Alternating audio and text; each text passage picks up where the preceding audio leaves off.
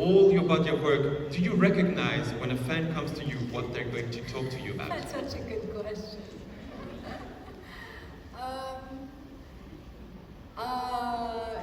Would I recognize? I think I'd probably definitely recognize the Scully fans. What are they like?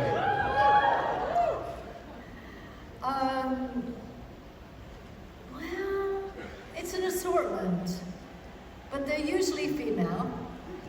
They're usually women, and they might have a little tint of red in their hair. No, it's a white mix, but yeah, I don't know. I don't want to put anybody in a box. What's that noise? It's some air. I hope it's a warm one.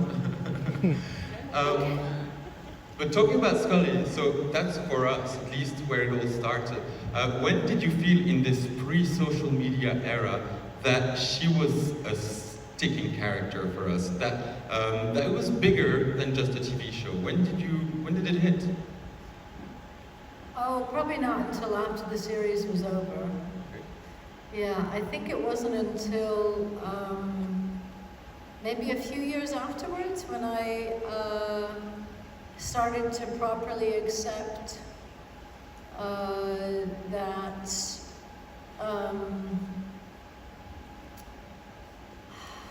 that it had happened, and that it was a good thing, and that it was okay that she had such a big fan base, that the fan base and the show's fan base was important and special and unique,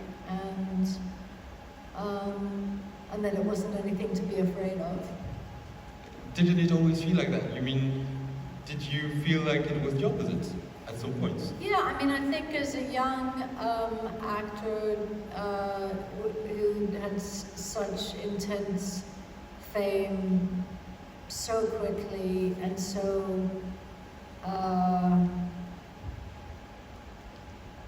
it was intense.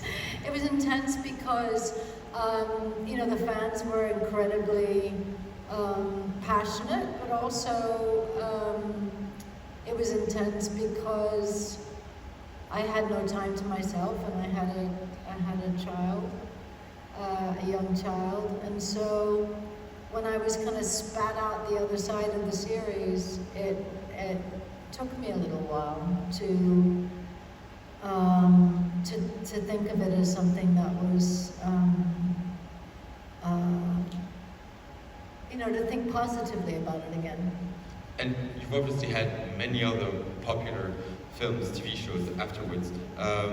Did you ever get that sense again, or were you more in control, and did you get to enjoy more of the popularity? Yeah, well, I mean, that show was, a good nine years, and so anything I did after that was, and that was 24 episodes a year, right, which, doesn't really happen anymore, I don't think, or if it does, I'm so sorry for you.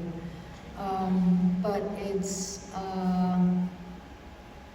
so everything since then has been much smaller pieces and bites and stuff, yeah. Ask a few questions about sex education before I open up to questions from the audience. How did Lornan introduce Jean Milburn's character to you? What were the words that she used to say, this is her? Sorry. Well, she didn't. I didn't meet Laurie. So when I got when I was offered the series, it was the kind of showrunner, Ben Taylor, who was going to be directing a good portion of it. He was who I first met and sat down and spoke to about it. So it was some time, I think, before I met Laurie. And so, do you feel like she was very much described as what you were going to do with her? Or was it an open book and you could make her as controlling as you wanted or as overbearing as you wanted? Yeah, I think that there were aspects of a personality that certainly came out on the page, but some of it I think initially was a little confusing to me because she seemed so contradictory, and I think I'm much more literal and linear thinking, and so at first I thought that maybe that was a problem, that maybe that was a problem with the script, and it wasn't until I think I, properly realized that it was a gift of the script, because it was actually an example of a pretty complicated character, and that it was all on purpose. It wasn't,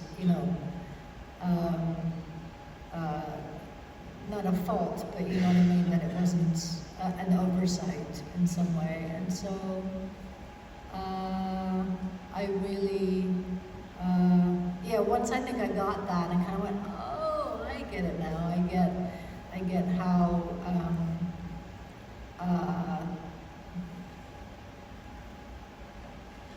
versatile? yeah, but just that I got the potential joy that could be had from playing with the contradictions. And there were 4 seasons, 4 different arcs for Jean.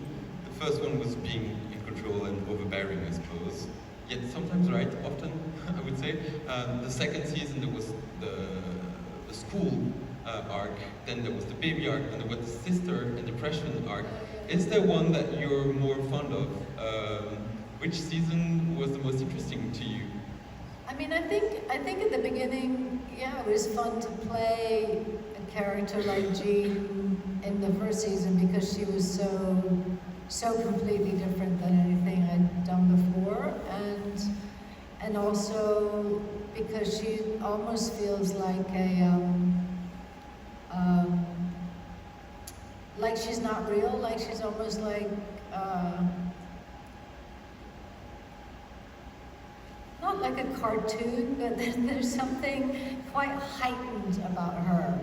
Like, I don't know whether there's anyone like her that actually exists.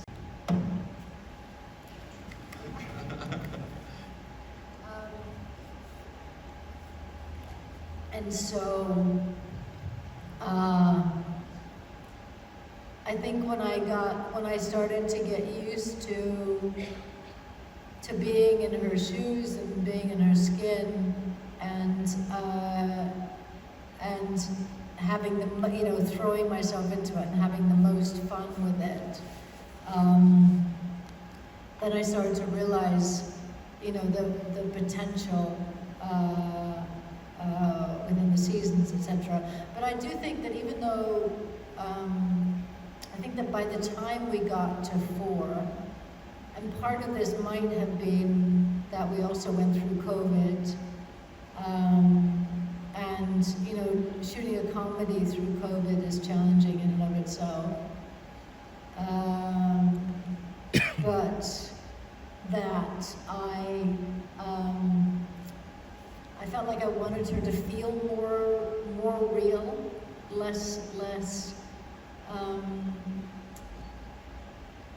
idealized and more recognizable, and so it was important to me that that her, particularly her menopause experience and her depression experience, felt that it didn't feel. It also didn't feel heightened or pretend, but that it felt grounded and real. Yeah. Talking about important topics is something that you are now known for as well, within a fictional frame or outside. And it feels to us, I guess, that Jean Milburn was a character that pushed you to do that. But if I read your bio, you wrote a book in 2017, 2 years before that, about empowerment for women. Where does that activism or sensitivity come from? I think that I think a lot from my mother, I guess, and I think I didn't really start to lean into it, or or was I necessarily comfortable with having a voice around it until I was doing press, I think, for Stella Gibson in the fall, because, you know, the journalists were often talking to me about her as a feminist, and I think I shied away from it a little bit in the beginning. And so it was after I started to get comfortable embracing that a bit more that I just over time, slowly but surely, you know, got more comfortable saying more. I have one more question before I open the floor. I'm just quick. 2 mics at the end of each staircase. You can line up behind them, and I will go once to the left, once to the right, etc., for questions to be asked to Gillian. So you can go to the mics now. And my last question before we open up. You said the word cartoon a bit earlier, and you were a voice on The Simpsons. I mean, it must be like a tiny drop in your career, but do you have any remembrance of being a character in The Simpsons? I remember going to a studio and working on the voice. Well, not working on the voice, but recording my lines. Didn't see any of the animation, of course, because then they spend, I don't know, 2 years doing it back then or whatever per episode. And so it was like forever later until we actually saw something. So what I remember is being really disappointed. Not disappointed in the final episode, but disappointed that it was going to take so long because I really wanted to see it. We're going to start with you. Okay, hi. We saw you in so many great things, like in thrillers and sci-fi. We know you can do comedy. We will see a western soon. Will we ever see you in a musical? You don't want to see me. Okay, thank you. You're welcome. Up to you. Hello. Hello. This is more of a thank you, not a question. But so back in the days when your most famous series was on the air, there were no phones like now, but there were chat rooms. One of my best friends met her husband from the United States. He came from the United States to here, and there his life was bad. But he had this chat where he found Natalie, and he came here, and they had 18 wonderful years because of you. So this Wow, is a thank that's a lovely story. What happened? He had diabetes, and so because he was here, he got to live some decent years, but they found each other because of you. Because Wow. hearing that was so hard for you, and we hear that a lot from actors, that life after the series or while the series, that they kind of lose their identity and touch with their families. But we love you. It means a lot. Thank you for sharing that story. That's great. I'm very happy for them that they have that time. There were a lot of chat groups from people all They were, around the yeah. world. And I met some women here today who are part of the chat room because of that. And need to start them again because it's still there. It's still there to be seen. And there are other generations that I heard that they're starting to embrace it again, but maybe I don't know how those chat rooms work anymore, or whether it just becomes a dubious hole now that it's social media. Yeah. Yeah. Anyway, Thank thanks. you. Hello. Hello. Are you going to sing for me too? You don't want me to.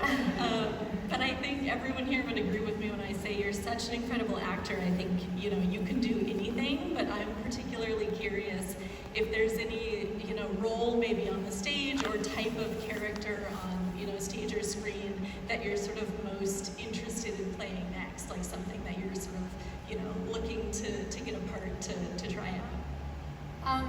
Well, I've been really lucky over the past couple of years. Particularly, there's a few things that I've done that haven't come out yet that I'm really excited to see. I did a film.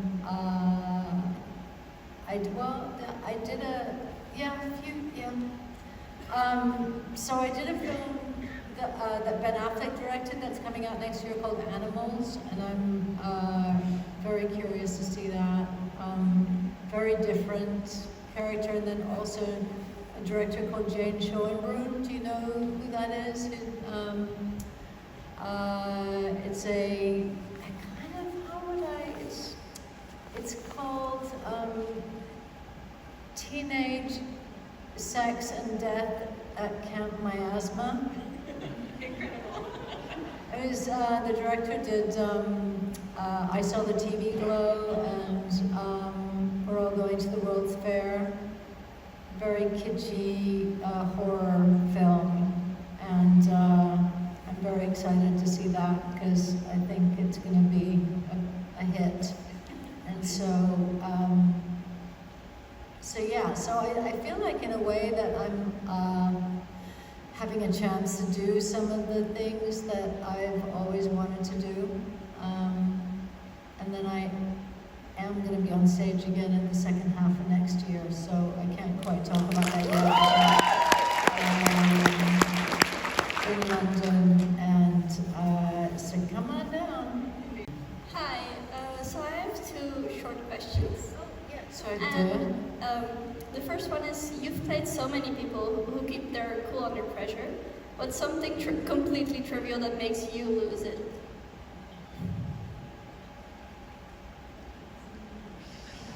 Quite a few things. Trivial? That makes me lose it? Yeah.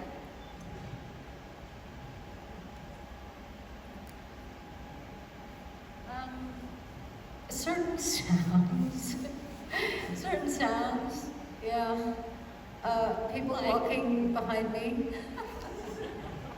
Well, it's happening longer. People walking behind me and talking loudly.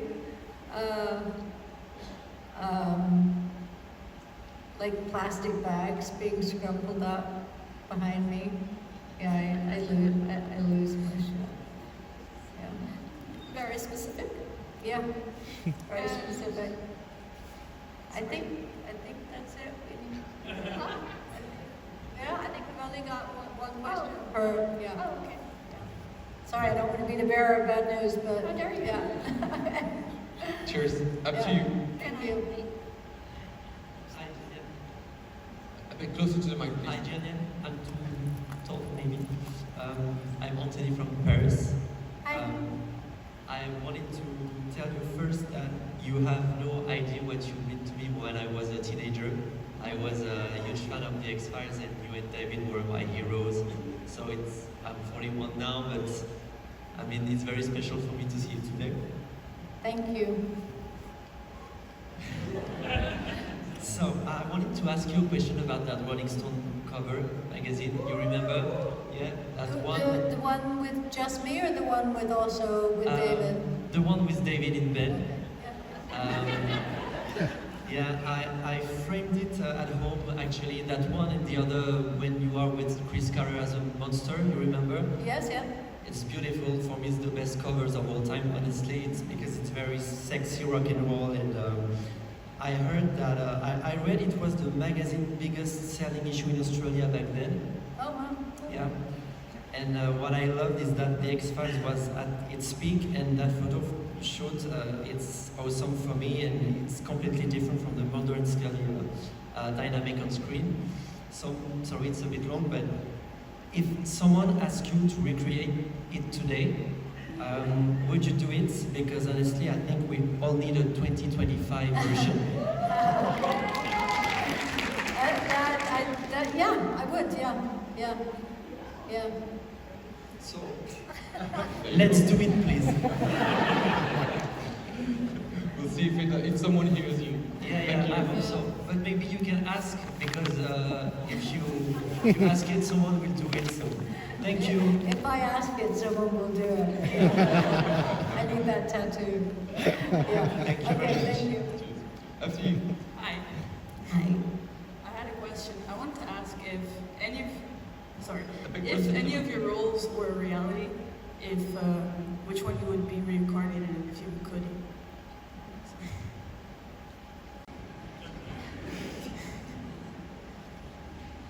Which one would you choose to live in for real life?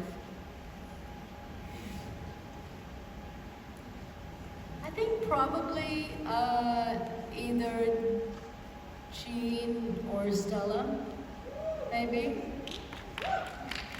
I mean, yeah. I mean, it's tricky because they're two so different women. Yeah, yes, either Jean or Stella for different reasons. Okay, thank you. Yeah, thank you. We go there. Hello.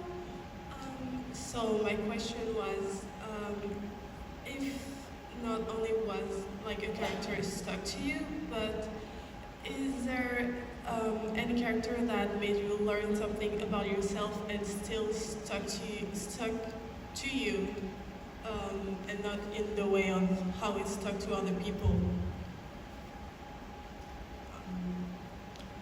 I'm not sure. Sorry. What I have is there a character that really struck a chord with you?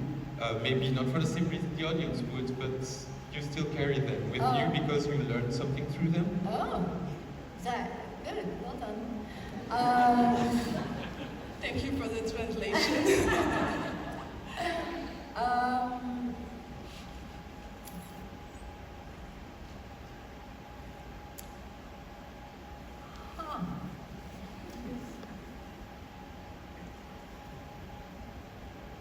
Not the Simpsons one. Yeah, no. I mean, somehow I do feel like the characters that have the biggest impact on me also tend to have the biggest impact on the audience as well. And I don't think that's a mistake. I think there's a reason for that. And I mean, there's a character I played last year. It's coming out soon in a series in the UK. Hopefully you'll get to see it, called Trespasses, which is based on a novel and takes place in Northern Ireland. And the woman that I played, she really stuck with me for a while, and I don't quite know why. And I also don't know whether she'll stick with anybody else, but I really enjoyed playing her. And she was quite troubled, and but tries really hard to come out of her stuck life. She's an alcoholic, and she's there's something heartbreaking about her, and I have very strong feelings for her. Very nice t-shirt. Hi Gillian, so Hi. First of all I wanted to thank you for A being... bit closer to your mic, please. Okay. Maybe if they move the mic so they point up, then that might be better. So thank you for being brave, and for example I remember you saying in one interview that for the first 2 days of your job you are always stressed and you feel like you will be fired. So that's something really inspiring, that even you can feel nervous about your job. I have 2 questions. One is pretty simple, and the second one is maybe not. So the second question is on your book, Want. My boss, my manager, who is female, asked me once what this book is about. What would you tell to a manager? How would you explain what this book is about? And the second question is if we will get 4th season of The Fall, because we all love Stella, I think. If a manager asked specifically, well, I think I'd probably have the same answer to anyone asking what the book is about. And I mean, what we say is that it's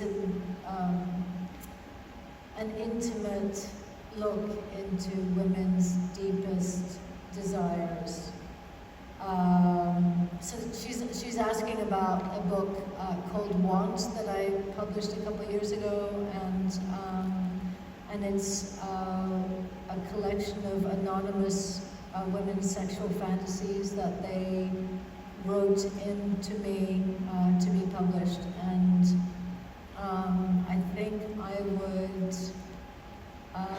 say the same thing, which is it is a very open, bold, raw, intimate, courageous, informative,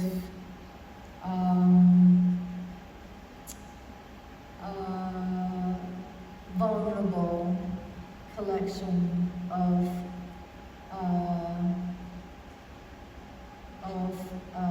just very insightful insights into the workings of a woman's mind. That's what I would say to anybody who asked. And I'm not going to answer the second question, only because I've already told somebody only one question, so it doesn't feel fair. Thank you. Thank you. Hi, I'm from Northern Ireland, Belfast, and after filming The Fall, is there anything specific you miss about Belfast or Northern Ireland in general? Well, as I just said, I was just there shooting something else, and so I have just had a taste of Northern Ireland, and specifically Belfast, very recently. And I mean, I love the people of Northern Ireland, and I have to say, particularly the women. They are, they remind me almost a little bit like Danish women. There's something very, I don't know why, and just incredibly self-possessed and, yeah, and.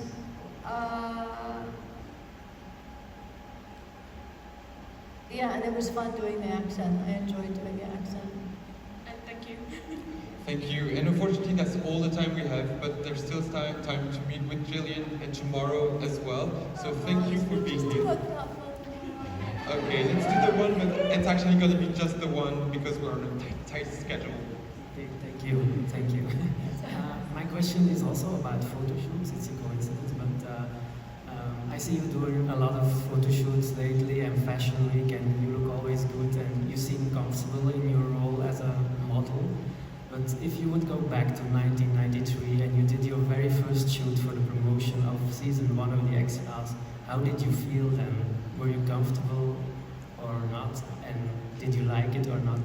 I mean, that's a very good question, and no, I wasn't at all. I mean, I think it's taken me many, many years to get comfortable with that kind of attention, and also to feel confident enough in myself, to feel, and in my body and in my skin. And there were plenty of photo shoots I did where I, just felt to this or to that, or, and my head was consumed with that. And it's a shame, Yeah, because they all looked great, but yeah. and so I go sometimes. Yeah, but there's, I've had a chance to work with some really wonderful photographers over the years, and so that's always, I really, really enjoy that experience. And so I feel very lucky to continue to get to be on the other side of that talent. So, thank you. Thank you. We still have a weekend to meet with all our heroes, and what a hero you are. You will be be back tomorrow I here will. on this stage Apparently I'll to be talk back with tomorrow, us. So if so- you're around, come back, and thank you. Have a Thank nice you. day, and you too, enjoy the Heroes Convention. Thanks, everybody.